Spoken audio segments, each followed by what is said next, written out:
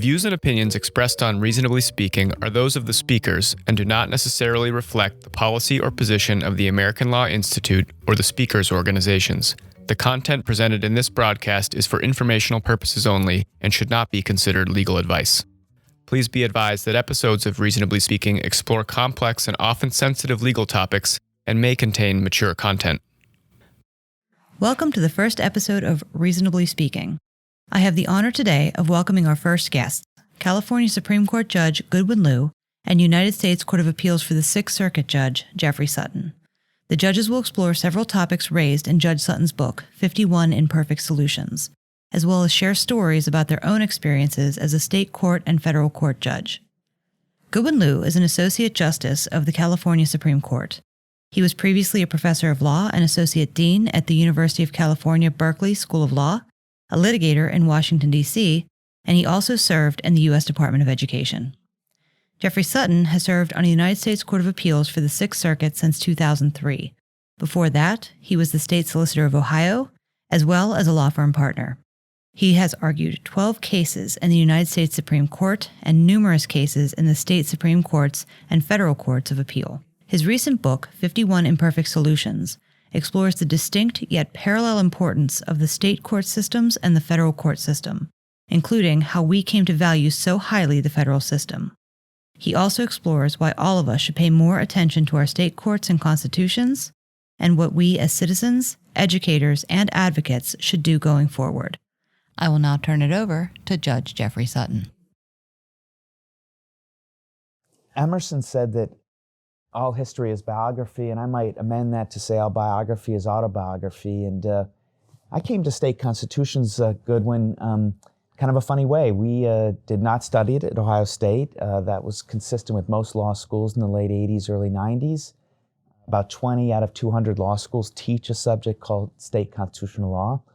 So when I started practicing, there was really no reason for me to know much about it, and certainly not to use it on behalf of my clients. But as luck would have it, I became the State Solicitor of Ohio in the mid-90s and suddenly found myself handling some very serious state constitutional law claims. School funding, vouchers, tort reform, criminal procedure. I tell my students that I could teach a semester-long class based on cases I lost at the Ohio Supreme Court under the Ohio Constitution. So this was a wake-up call for me. I suddenly realized this is a very important way to represent a client. It's a potentially very important way to protect individual rights. And it happens to be a very substantial alternative to using the U.S. Constitution and the U.S. Supreme Court as a way of dignifying and respecting individual rights. The other autobiographical part of my interest in state constitutions, oddly enough, is the experience of being a federal judge for the last almost 16 years. I don't get state constitutional law claims as a federal judge. In fact, I've had just one in almost 16 years. But what I have observed, and I observed this in practicing before the U.S. Supreme Court, is there really seems to be a bit of a rights escalation going on. Blue rights, blue rights, red rights. And that's all well and good in some ways. There's nothing wrong with people bringing claims on behalf of their clients. There's nothing wrong with the U.S. Supreme Court dignifying those claims. But as we've all seen over the last several years, that's made it very complicated in filling seats in the U.S. Supreme Court. And I'm a little bit worried about how all of this will end. And that has made me think that perhaps we would do a little better using the state courts more often, more rigorously, at least at the outset, in rights definition, rights protection. So a way to put this point is, I think we would all agree that Brandeis had a wonderful insight about a virtue, an evergreen virtue of American federalism, and that in dealing with new policy problems, the states can be wonderful laboratories of policy-making experimentation in terms of how to deal with a new social issue. Much better to experiment with one state, 10 million people, than 51 jurisdictions, 325 million people. You see how the experiment works. If it happens to have some useful insights, other states can use it, and perhaps over time, if it turns out to be a good idea, you can nationalize the experiment. Now, what Brandeis was referring to was using state legislatures as these policy-making laboratories. And what I think we might want to consider is using state courts as laboratories of constitutional experimentation. Now, why might that be so? One thing that most people do not appreciate is that all of the federal individual rights guarantees that we prize so much all originated in the state constitutions, number one, and for the most part, all still appear in all 50 state constitutions. So whether it's free speech, unreasonable search and seizure, due process, those protections not only appear in the Federal Bill of Rights, 14th Amendment, they all appear in the state constitutions. So an individual who is unhappy with a state or local law, a criminal defendant who is unhappy with a state or local criminal prosecution has two shots rather than just one at stopping that prosecution or invalidating that state or local law. And it seems to me we American lawyers, their clients, might think a little more seriously about using those opportunities and using the state courts, in your position, Goodwin, and their state constitutions as a way of protecting these rights and perhaps developing constitutional law, American constitutional law, in the same way we develop the common law at the ground up and not from the top down.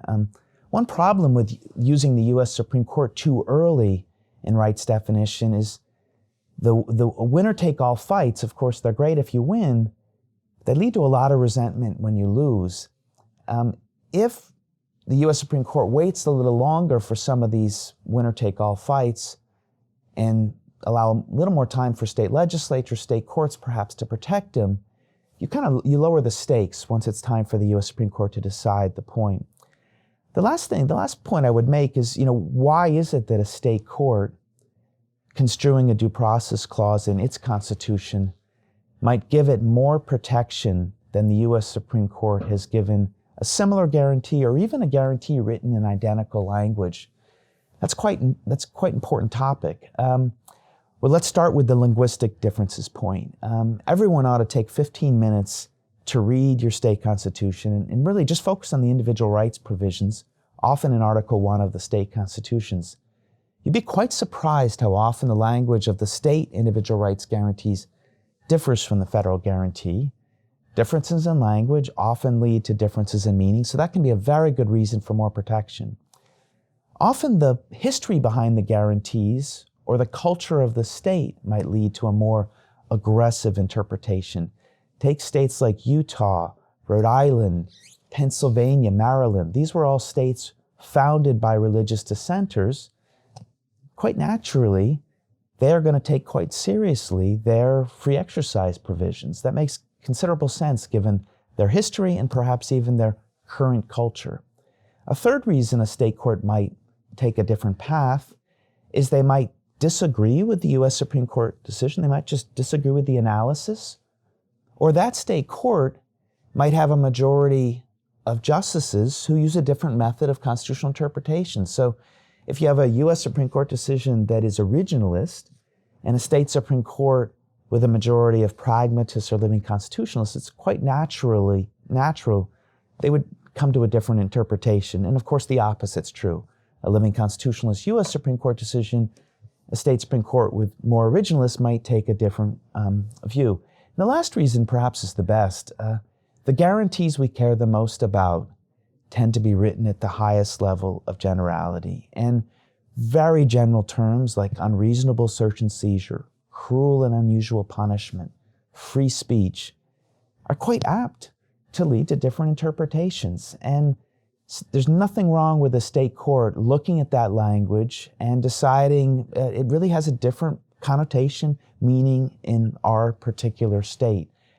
And one other reason for that might be that the U.S. Supreme Court often can under-enforce these guarantees because, of course, they're being asked to nationalize a right for 51 jurisdictions, 325 million people. That's an awful lot to do in nullifying the democratic processes with that particular issue. So sometimes they're going to exercise some restraint in rights definition, remedies for that right, that a state court doesn't have the same concerns, and so as a result might be liberated a little bit in terms of how they construe the guarantee.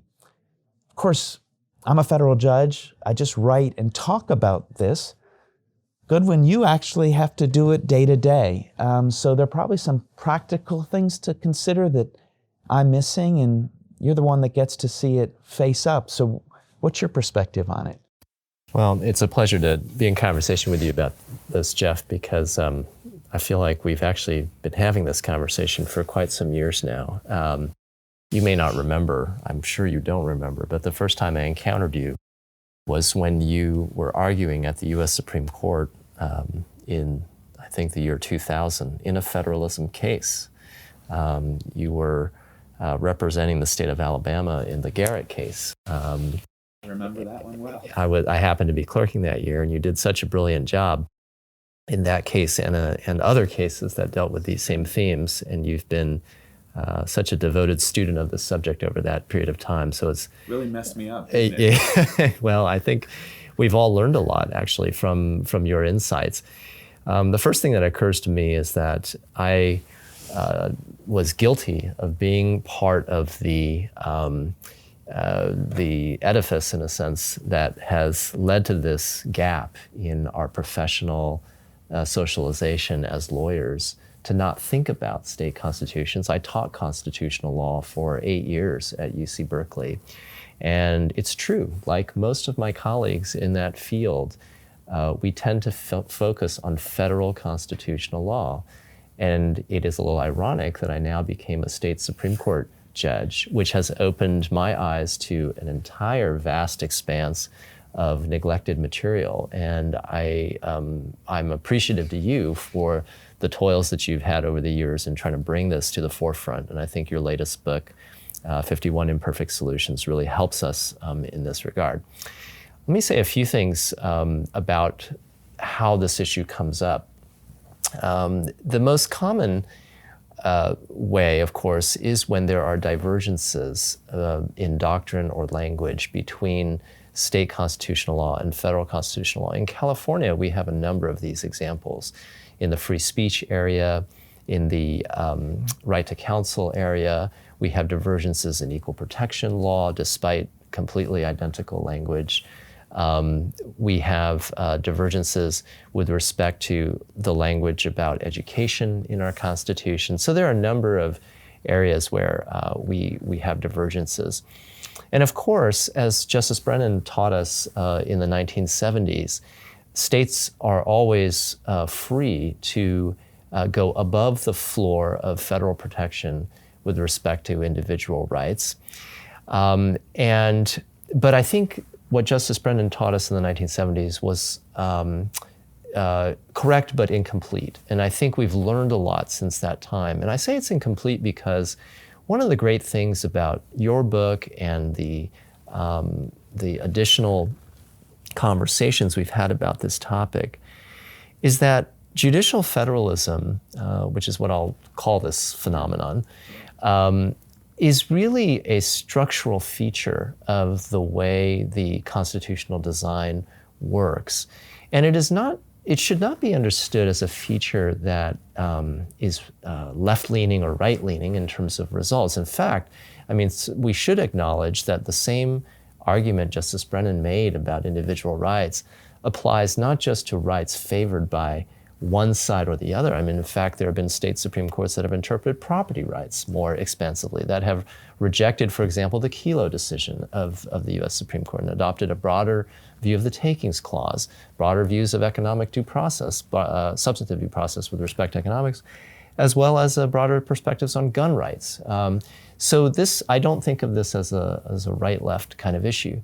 What I've now come to think of it as is that this is a structural feature of how, in a diverse democracy, in a big democracy, we let, as the proverbial phrase, 1,000 flowers bloom, but a way of channeling disagreement. As you said, we have very open textured provisions of our Constitution. It's only to be expected that reasonable minds will disagree about the meanings of some of these things. We can't always have one solution for every problem.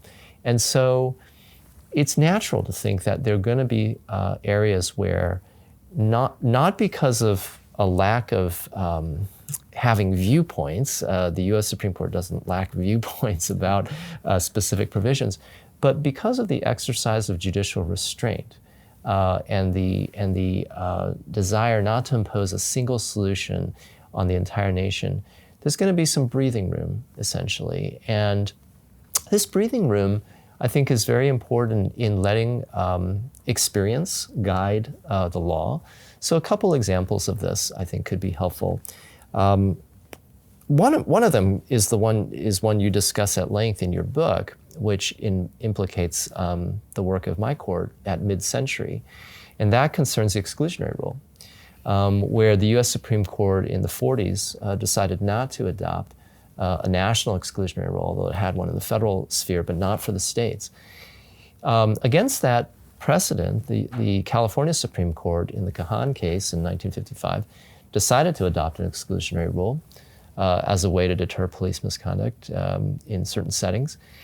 And then, as a result of that experience, the Supreme Court in the MAP case in the 60s reconsidered, not just against the California Supreme Court experience, but other states as well.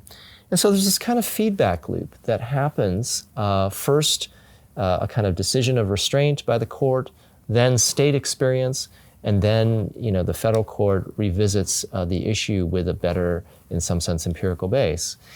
I think that's one possible and proper path of development of constitutional law.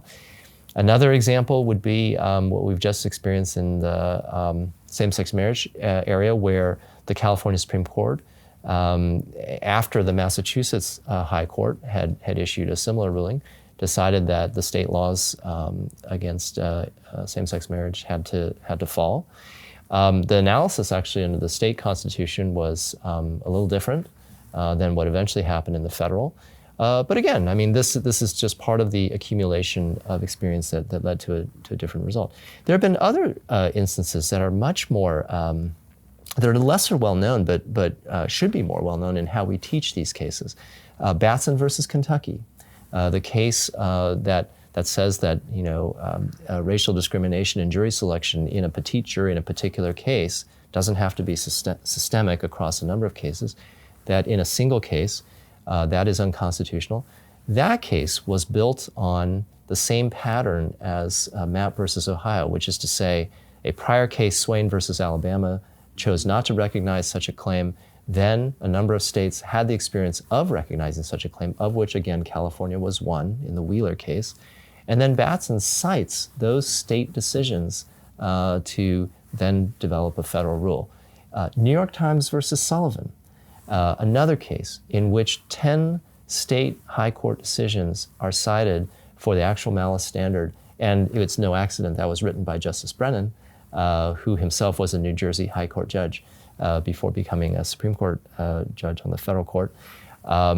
So we have numerous instances where the whole idea is that the state and the federal courts are jointly engaged in the elaboration of our most cherished constitutional values.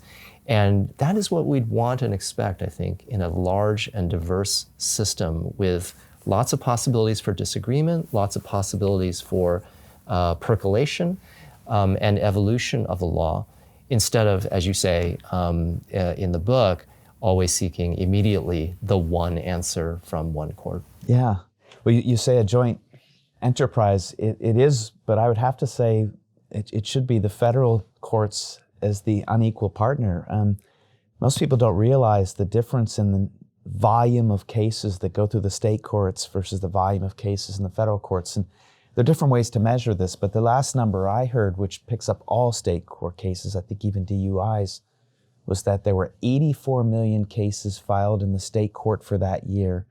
And the comparable figure for the federal courts was 400,000. 84 million to 400,000. I mean, so if one cares about individual rights, one should really care what is going on in the state courts and what the 50 state Supreme Courts are doing. All of those state court cases give people an opportunity to bring state constitutional claims. To refine it a little more, you could probably generalize that probably half of those cases in each system are criminal cases. So that'd be 42 million criminal cases in a given year in the state courts, 200,000 in the federal courts. And think of how important it is in those 42 million cases for all of the criminal procedure protections in these state constitutions to be used, dignified, and so forth. You mentioned the point that it is neutral. It's a neutral concept. I mean, it's a very perfect idea for the ALI to be thinking about. It's not just that Justice Brennan on the one side, we'll say him the most substantial, consequential U.S. Supreme Court justice the last 70 years, embraced this. Justice Scalia, arguably the most influential conservative justice the last 70 years, in his last majority opinion, Kansas versus Carr, embraced all of it as well. So it's outcomes, there's property rights, there's free exercise rights, there can be gun rights, but then there's school funding, there's criminal procedure. So it really is quite equal opportunity. What do you think, since we both agree this is important, since we both agree that there are individuals out there who perhaps are not getting the protections they ought to get, in large part because their lawyers are bringing the claims, what is it that we can do as scholars, as judges, to increase the salience of this and make sure that the state courts are taking it seriously and the lawyers are taking it seriously? And before you answer, I just want people to know that Goodwin's written a wonderful book review of 51 Imperfect Solutions in the Yale Law Journal. I think it comes out in March. And the only thing I don't care for about it is it's probably a little better than the book. So you might read it first and it's a little cheaper. But going back to the point, what do you think we can do? Because we all agree this is good for American constitutional law. It frankly is good for federal constitutional law and the U.S. Supreme Court. It's definitely good for the clients and good for the lawyers. It gives them another shot at winning. But yet it's not being done as much as it can be. What can we do? It's a great question, and it's the natural question for both of us to ponder. I have a few thoughts about this, and I'd be curious what you think too. In the way that it's laid out in your book, and even as far back as Justice Brennan's article, it seems so obvious, actually, that this should be happening. So why isn't it happening? Well, one thing I think has to do with what we both alluded to earlier about legal education. So it's not really taught, and so it's not part of the professional socialization, in a sense, of lawyers to think about this. So that's one, and we could try to propagate these ideas among our academic colleagues and get state constitutional decisions into the syllabus. Beyond that, though, I think that if you think about what I've observed about judicial behavior, reminds me of the apocryphal story about the man who's looking for his car keys on a dark evening in the parking lot, and he is looking for his keys under a lamppost, and a passerby says, "What are you doing?" And he says, "I'm looking for my car keys." And the passerby says, "Oh, did you lose them over here?" And he says, "No, but the light is better here." So I think the difficulty is that judges who are conservative, small c, not politically, but just small c conservative by nature, tend to go to where the law is, right? And so it just so happens in some of these areas, you mentioned constitutional criminal procedure, or free speech, or equal protection, or due process. These are all areas in which the federal courts, especially the U.S. Supreme Court, have elaborated a lot of law. And I see my judicial colleagues in the state courts kind of gravitating towards that. So when they follow it, we call it lockstepping. And they do that because of a certain kind of diffidence, I think, about striking out a new direction. So this is where I would say I wouldn't pitch this idea to my colleagues as constitutional experimentation, because I think judges are naturally inclined not to experiment with the law, just as a matter of terminology and habit. They don't experiment with the law. They are cautious, and they go with where the law is. Now, this isn't universally true, of course. I mean, there are times when we break out from and expressly disagree with a U.S. Supreme Court decision. but it's taken as a kind of presumption that the U.S. Supreme Court decision is the starting point or is the correct starting point. I personally don't agree with this, and I've written opinions suggesting that in our federal system, the real duty of the state courts is to provide an independent look. That's why we have two systems, and that's why we vest state Supreme Courts with ultimate authority over their own state constitutions. So to cede, in a sense, part of that interpretive exercise to a presumption or to some kind of deference to a decision already made under a different constitution by a different sovereign seems contrary to the whole notion of federalism. But I would just, as a matter of judicial behavior, offer that as one kind of explanation. Well, I'm going to have to change my language because I've been talking about laboratories of constitutional experimentation a lot. So we'll call it laboratories of constitutional insight finding. Maybe would work. Independence. Independence. Yeah. I mean, the one thing I've noticed, which I really think this is on the lawyers more than on the state court judges, but when I think about state courts that have charted their own path, what lines it up is not conservative, liberal, method of constitutional interpretation, elected state court judges, non-elected. What lines it up, kind of the common denominator, is that someone, usually a good lawyer, sometimes the state court judge, but usually a good lawyer, has found something about that guarantee that really resonates with the people of the state. So maybe there's an unusual explanation for why California or Ohio adopted the guarantee, even if it's a guarantee that appears in other states. Obviously, the linguistic difference, maybe there's an explanation there. But when I see people that have succeeded in this area, it's usually because they found something that's unique to the region or the state that people have a little pride in, and or historical pride in. There's a story there that is nice to tell. So, there's one irony of this. I don't know if we've had this been part of our conversation in the past. When you think of the Western states, all except for the 13 colonies, we were all territories for a while, and we had this territorial chapter before we got statehood. And during the territorial chapter, we had territorial governors appointed by the president and territorial courts with territorial justices appointed by the president. One reason many states, the state I know the best is Montana, but one reason many states were very eager to move from territory status to statehood was to be able to select their own judges. They did not like carpetbagger justices appointed by the President of the United States. Many of them were not from the area, so they were educated out east. The president appointed them. They show up in Montana, and they're now the governor or the state court judges.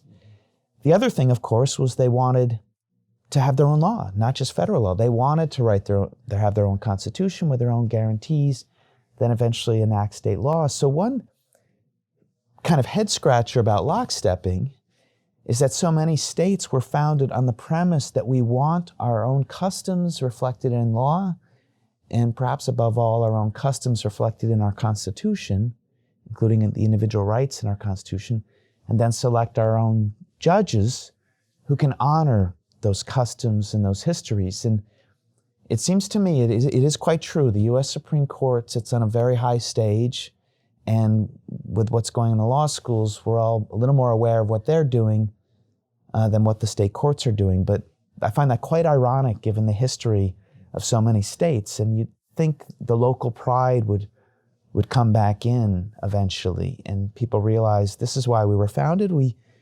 can read the Supremacy Clause. We're going to honor federal law and above all the federal Constitution, but none of that prevents us from remembering our history and dignifying the customs that made us a unique state at the outset. So I think that goes a long way to explaining many of the decisions that in which state courts do depart from some federal norm. I can think of numerous examples. I mentioned freedom of speech, for example. California, in our Constitution, has a very distinctive free speech clause, which has different language from the federal First Amendment. We also have in our statement of inalienable rights, in the first article of our Constitution, the word privacy. And so some of the conundrums that the federal courts have faced with respect to discerning some sort of right of privacy in the federal Constitution, those problems don't exist in some ways in California because it's textually just in the Constitution. I will say, though, that I think that localism as a kind of way of getting into this issue for state courts does have its limits, though. So I mentioned equal protection a little while ago. I think it'd be hard to say that there's anything particularly distinctive about the history or text of the California Equal Protection Clause, and in fact, that clause came into the state constitution after the federal Equal Protection Clause. And so there, in areas like that, where there's identical language and not a lot of distinctive local history or custom, the question arises, whether state courts have, or where do they turn, in essence, for an argument that they might differ from the federal.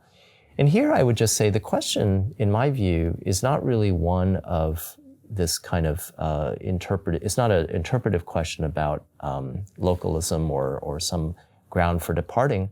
Rather, it goes back to the structural point that it's about independence. The state court's duty is to render an independent decision, which would give respectful consideration to any U.S. Supreme Court decision, obviously on point, just as it would give respectful consideration to other state high courts or other federal courts that have weighed in on the matter to figure out what solution seems best in that particular setting.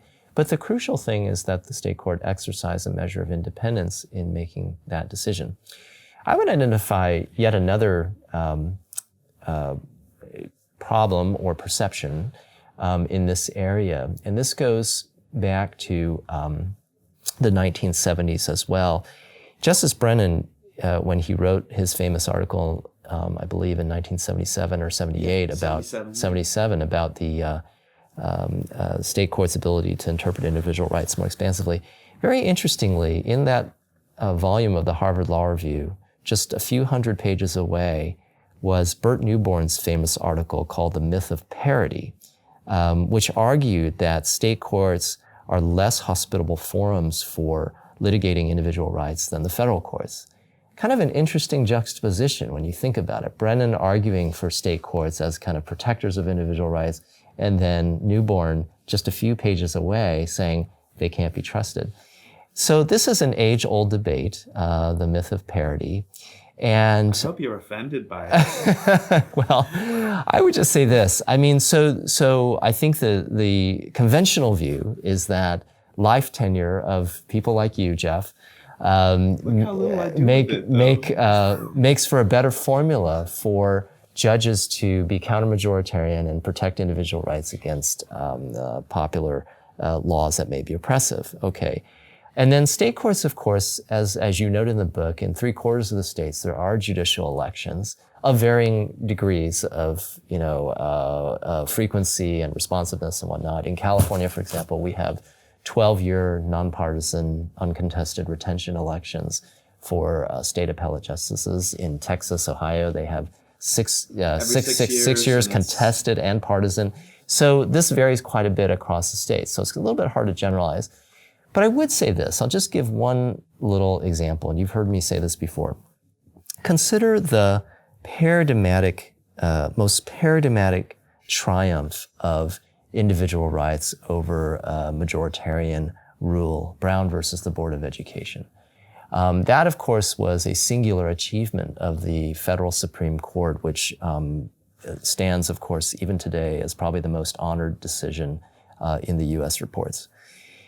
What people might not realize is that Brown was a consolidated case of 4 different cases, one from Kansas, that was the lead case, Brown, but another from Virginia, another from South Carolina, and another from Delaware. And in the Kansas, South Carolina, and Virginia cases, those all came to the U.S. Supreme Court from federal district courts. that had denied relief under the separate but equal standard to black school children, and essentially said, well, the segregation exists and there is inequality, but we're going to give the school districts more time to remedy the inequality. In the Delaware case, it went to first the Chancery Court in Delaware and then up to the Delaware Supreme Court. Both those courts granted relief to black school children under the separate but equal standard, finding inequality under the separate but equal standard, and then ordering the integration of the schools because they refused to wait for the school districts to fulfill the equality guarantee. So when Brown versus the Board of Education, the Supreme Court issued the remedy in Brown in 1955, it reversed the 3 federal district courts and affirmed the 1 state high court.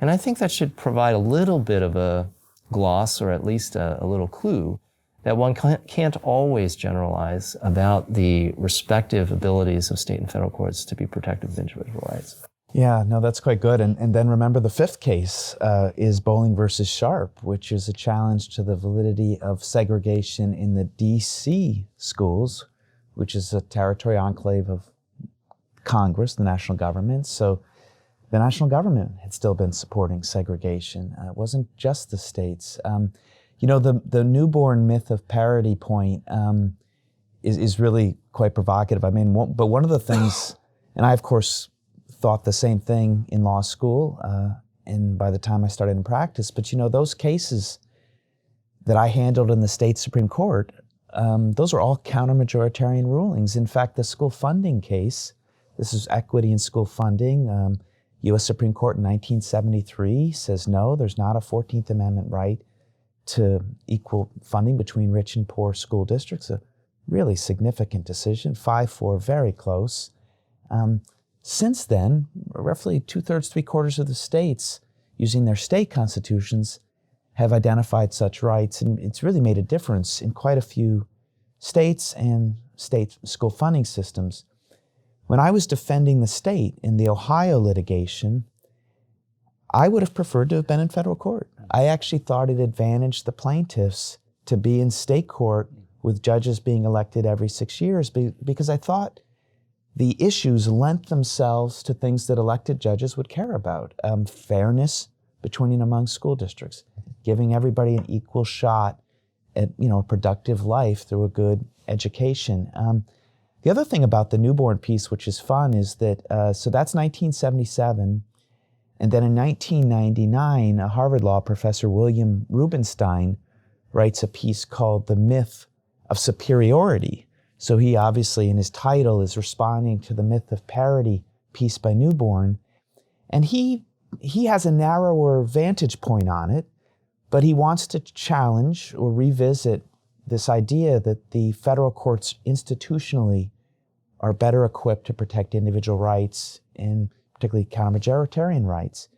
And he says, for the last 20 years, he had been working in the area of gay rights litigation, and they found themselves better off in state court than federal court during that period. And keep in mind, he writes that piece in 1999. That's before the Marriage Story really unfolds.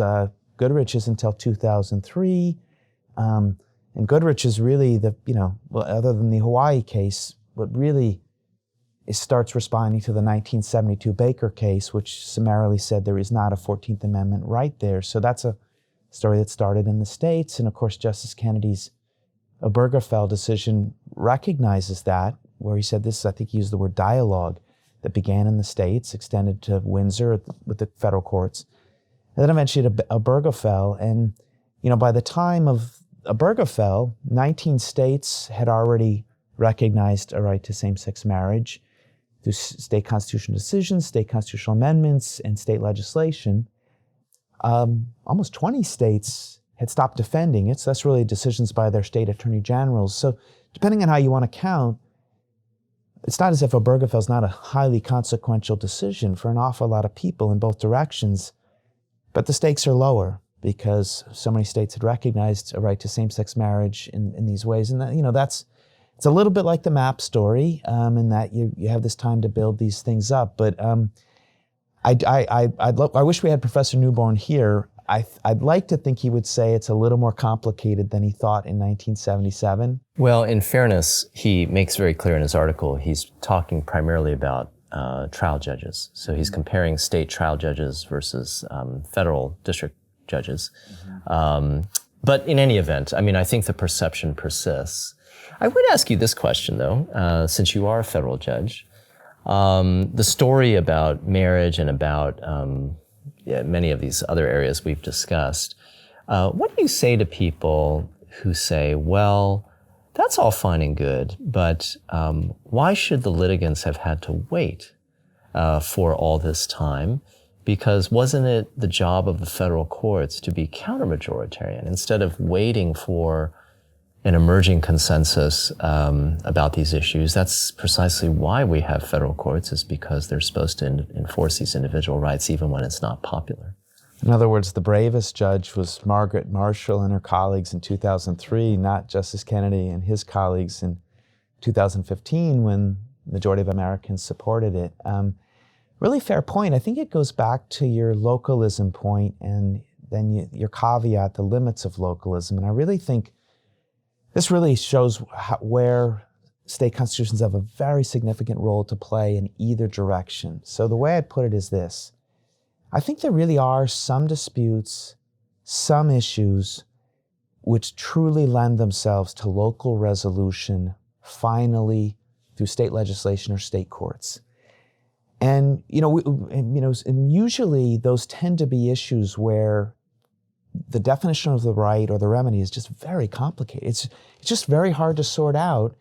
And because it's hard to sort out, it makes some sense to pay attention to whether the state is more rural than urban or suburban. And so that's an area where state constitutions just have this very big role to play, and maybe the role to play, because it's so complicated to figure out exactly how the right or remedy would work nationally. But this gets back to your limits of localism, because there are some constitutional rights that ultimately the American people have decided really need to be uniform. There really needs to be a serious baseline. The best example of that, of course, is Brown. And we can't tolerate anything below that. And it has to be across the board uniform. In fact, the criticism of Brown is it took so long to undo Dred Scott and Plessy. So that leads to this really, I'm like the rabbi who answers the question by asking the question of exactly where each one of these things falls. And I think I get the point that life-tenured federal judges, perhaps, they're certainly insulated, but the insulation cuts both ways. And so I think there are some areas where it really is something. But even in those areas where the U.S. Constitution, U.S. Supreme Court has a role to play at the end of the day, I still think the marketplace laboratories point is quite a healthy way to develop that law, develop these ideas before the uniform national decision happens. But now let me answer your question in a slightly different way, and then I'm curious how you respond. I often get asked, well, Jeff, is your theory of judicial review, of your theory of constitutional interpretation, would it differ if tomorrow you were on the Ohio Supreme Court? And I'm not sure it would, because I think it kind of cuts both ways. On the one hand, if you're an elected judge, the counter-majoritarian difficulty isn't quite the same.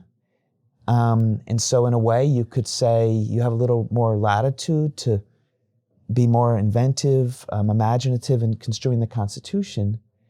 On the other hand, in Ohio, as with every state, it's so much easier to amend the state constitutions that you don't really, the pressure on the federal judges to interpret aggressively has often been a function of the fact that the U.S. Constitution is basically impossible to amend. And that seems to have prompted so many of the more, I don't want to be critical of the decisions, but just, inventive, just a little more inventive, because they're dealing with a social problem, and it just doesn't seem realistic to say you can amend the U.S. Constitution to deal with it.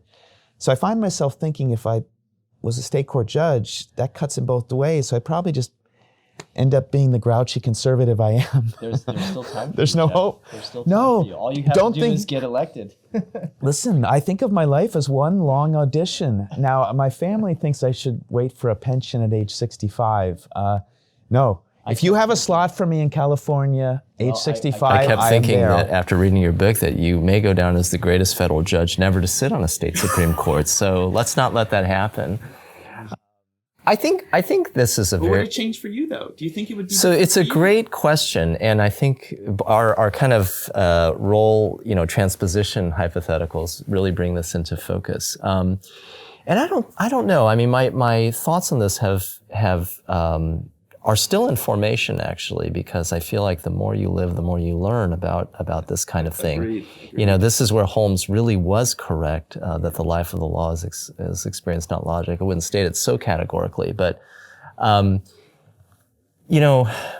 think we've learned a lot across the 20th century and into the 21st about the power and limits of courts in managing social transformations. And I really, peg it to the 20th century because, as we both know, the role of courts in individual rights vindication really is a 20th century phenomenon. It really was not until after the phenomenon of incorporation and then after the New Deal settlement, Caroline Products, footnote 4, and then eventually Brown and the Civil Rights Revolution, that we really saw the emergence of what we currently understand as, individual rights enforcement by the courts. And I would say, by the way, that is a tradition historically that probably emerged in parallel between the state and the federal courts. So in that sense, American courts, kind of have a culture and they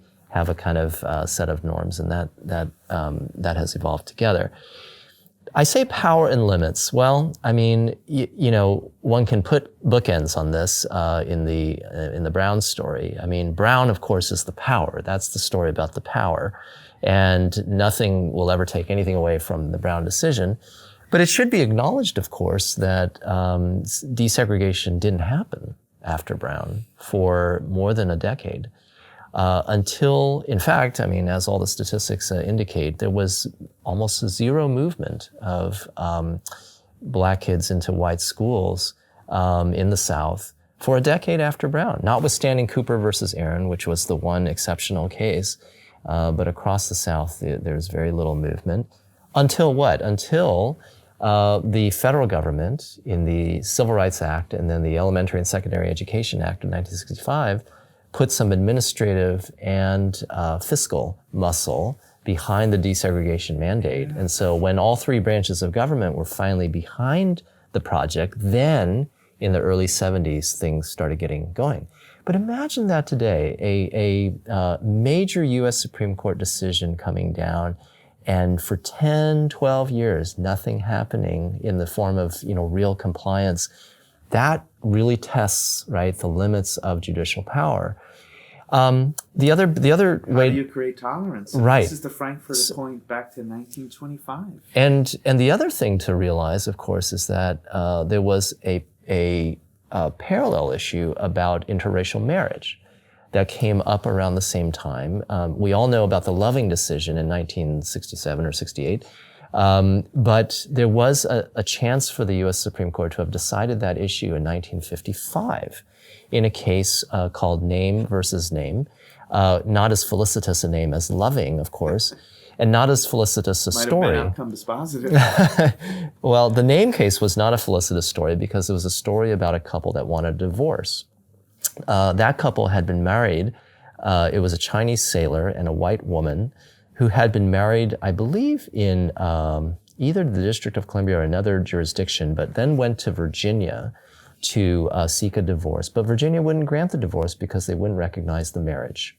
So it's the same law at issue in Loving versus Virginia, but the Supreme Court in 1955 passed essentially on that question, just didn't decide it, although it came properly presented to the court. And then waited another 12, 13 years, by which time, as the court notes in the Loving decision, only 16 states, primarily the ones in the South, were holdouts against interracial marriage. So a national consensus had all but formed except this one region of the country. And then the court kind of dealt the final blow. So, should the court have acted earlier? I don't know. It's a tough thing to ponder when you consider the fact that after 1954, school districts would not hop to it on school desegregation. And so was the court going to usher in another transformation in social relations in parallel to that as well? So these are one has to take a somewhat of a sober view about the realities and prudential considerations in these situations. Well, I quite agree that you live and learn and you watch this. And, if I remember correctly, I think this is one of the messages of the book you wrote with Pam Carland, that, so often in these big issues, the U.S. Supreme Court is a little more of a follower than a leader. It's a little bit of a legend sometimes that they're the leader, and maybe there's something to the point. But what I think that really shows, and I love it because I'm going to find a way to bring it back to state constitutions. What I love about it is that it goes back to the Frankfurt Appoint in 1925 and his unsigned New Republic editorial responding to Pierce versus Society of Sisters. Tolerance is, we have to have a country that has tolerance. We want a country where the majority looks after the minority, looks after their neighbors, and looks after the minority in laws they enact. And if you don't have it in their hearts, it's not gonna work from edicts on high. And one of the things I think that helps facilitate this, from my perspective, is not just legislation, state legislation or federal, like the 1964 Civil Rights Act, which is as important at Brown, if not more important in terms of tolerance in that area. But that's where I really feel state courts can really help, because they're dealing with the same guarantees. We have to recognize that Americans embrace judicially enforceable rights. In fact, it's not obvious to me there's been a country in world history that embraces judicially enforceable rights more than we Americans do. So I'm willing to run with that current, go with that current, but use these guarantees at the state level, use state courts when it's appropriate, and because it is norm changing. And norm changing is a lot more complicated than one U.S. Supreme Court decision. And in fact, if you're not careful, those U.S. Supreme Court decisions actually aren't going to work. And so I really think they really do fit together. And it's hard to know how the next battle plays out or the next one does, but it's very hard to deny that the states really have a potential role to play here. And I think both of what we've been trying to do is not deny the super important role of the U.S. Supreme Court and the U.S. Constitution, the federal courts, in some of these stories, but that there have been some other stories where the state courts, people don't quite appreciate, have really played an important role, and maybe going forward, that can be a little bit bigger, play a bigger role in norm shifting when that norm shifting is appropriate. I think that's right. I think part of the experience or learning from experience is this broader understanding of process, meaning the process of change in a complex and large democracy, and how that process, you mentioned the word dialogue. I think that's such an important point. The country was built for very diverse views, and so what we, as so many observers have said, what we lack today is this ability to have a reasoned dialogue. And I think it's a lot of pressure to put on one court all of that dialogue, in a sense. And so it makes sense that there be multiple forums, multiple outlets, and multiple channels for people to have recourse, essentially, to getting their views heard in a reasoned fashion. I think, if it isn't too self-serving to say, both the state and federal courts remain, I think, in many ways, the crown jewels of our system, precisely because we are tasked with giving reasons, actually, for why we do things, and we can't simply vote. Perceptions are important. You want people to respect the rulings, and if there's not trust and credibility in the court, you're going to have a problem there. It's a real dilemma. It's quite reasonable and rational for Americans and interest groups to want the winner-take-all victory at the United States Supreme Court. One, it's nationalizing your position. And if it's a constitutional ruling, you have sidelined your policy opponents. So it really doesn't get any better than that from a power perspective. So it's quite reasonable that people are doing what they're doing. But it's also quite reasonable that the American people are responding to that by saying, we care deeply who was on that court, and that has led to what are very hard confirmation proceedings to watch, in a process to watch, whether at the lower federal courts or the U.S. Supreme Court.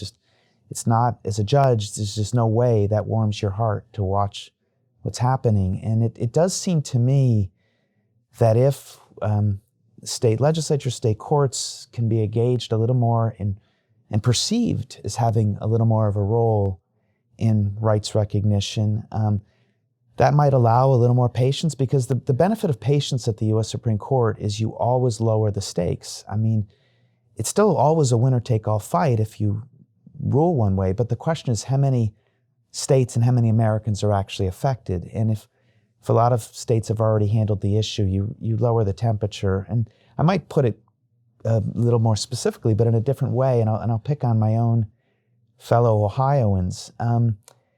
If there's a new issue one cares about, a new infringement on liberty, I would prefer to see my Ohio neighbors say, let's fix this problem here. And if it's a problem that lends itself to judicial enforcement, let's fix it in the state Supreme Court.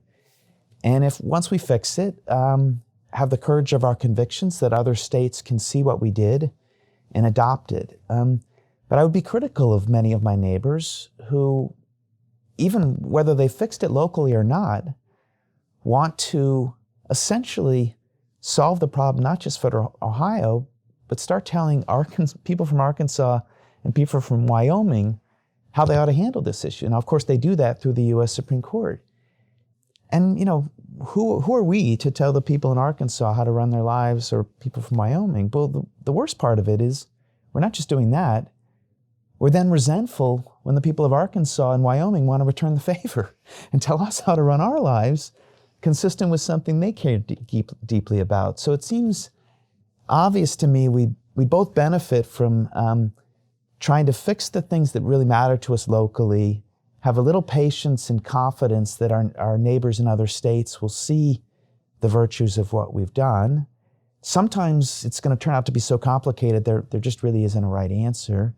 And other times the norms are going to shift and people are going to realize just the way the common law developed and towards contract property, there really is a best way to do this, and we'll have a national solution, but with a little patience. But it's hard. Listen, it's so easy to say patience in the abstract and almost impossible to say patience in the concrete, specific of an individual who's not having what they care deeply about as a right recognized. So it's a hard problem to excavate ourselves. We'll never attempt to tell the people of your state how to do things. Yes, that's a deal.